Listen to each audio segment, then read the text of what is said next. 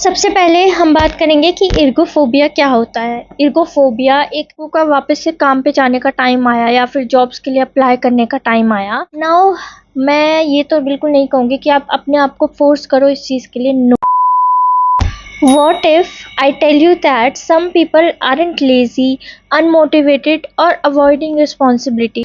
They are actually scared of getting back to the work. Not scared of the work itself, but scared of office, meetings, expectations, and the pressure to perform. This fear has a name, ergophobia. Well, hi everyone, and welcome back to my channel again. This is Isha, and here we talk about psychology and emotional awareness. तो आज का जो हमारा topic रहने वाला है, आपको समझ में आ गया होगा, एक बहुत ही नया टर्म है जो कि हर किसी को इसके बारे में नहीं पता होगा। That is ergophobia, the fear of returning to your work place. अब ये टॉपिक मैंने इसीलिए चूज़ किया है because I think most of the लोगों के साथ जो काम पे जाते हैं या फिर अगर if you are searching for a job, तो उन सब के लिए ये वाली टर्म आती है। Somewhere we are afraid of going back to offices, और ये क्यों होता है, इसके क्या रीजंस हैं, या फिर आप कैसे इसको ओवरकम कर सकते हो। आज मैं इन सब चीज़ों के बारे में इसी वीडियो में बात करूँगी। सो वीडियो शुरू करने से पहले I would like you all to know that I deliver 1-on-1 personal career counselling sessions also.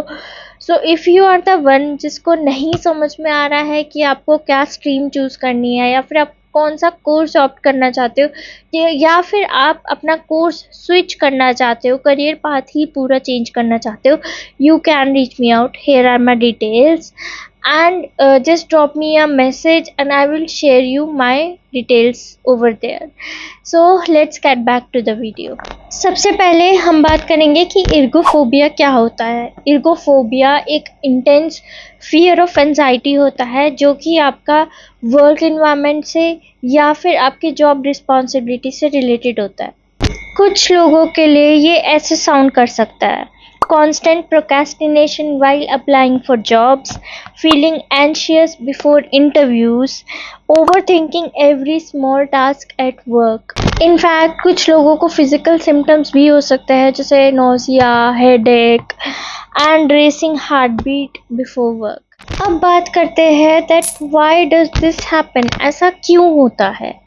Now इसका कोई एक स्पेसिफिक सिंगल रीज़न नहीं होता है, बट कभी कभी ये एक नेगेटिव एक्सपीरियंस से भी डेवलप हो जाता है, जैसे कि a toxic work place, public criticism from your boss, work place bullying, burnout and even losing a job unexpectedly. So anything can be a reason. And यहाँ पर हमारा माइंड ये एज्यूम करना शुरू कर देता है कि If I cannot do it perfectly, I should not do it at all.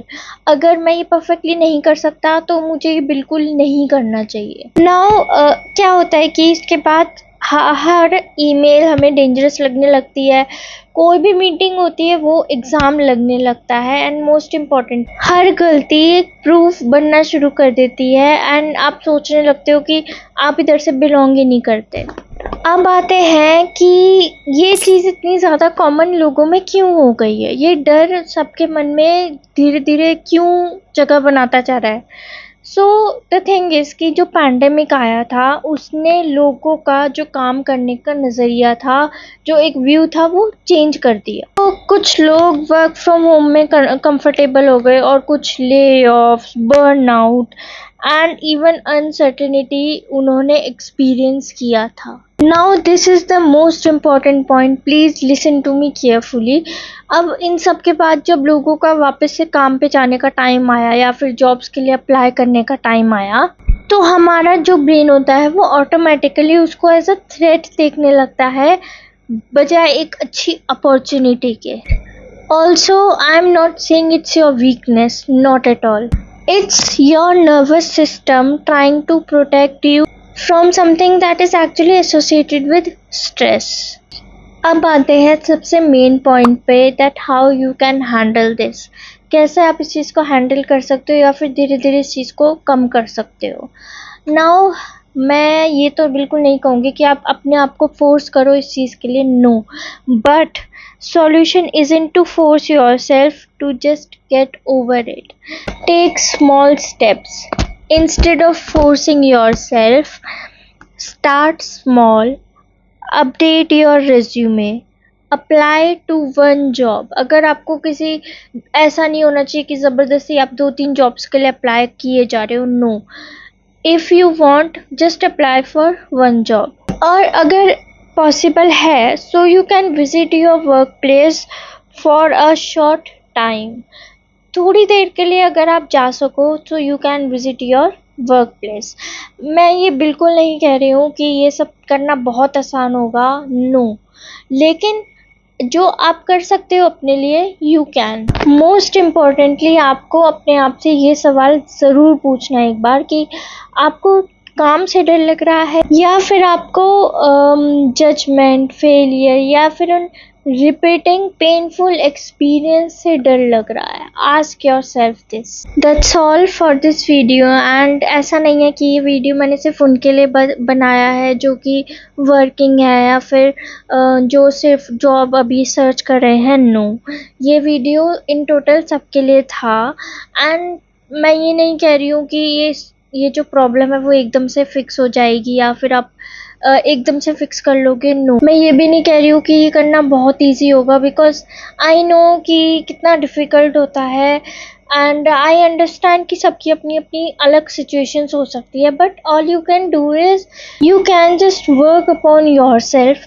आप अपनी छोटी छोटी चीज़ों को थोड़ा स्लो स्टेप्स में अगर लोगे तो आपके लिए बहुत बेनिफिशियल होगा.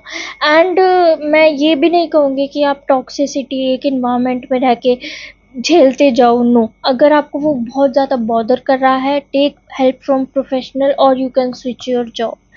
That's all for this video. I hope it will help you out. And अगर आपको थोड़ा सा भी हेल्प करे या फिर अच्छा लगे, don't forget to like and share this video as much as you can, and don't forget to even subscribe to my channel here.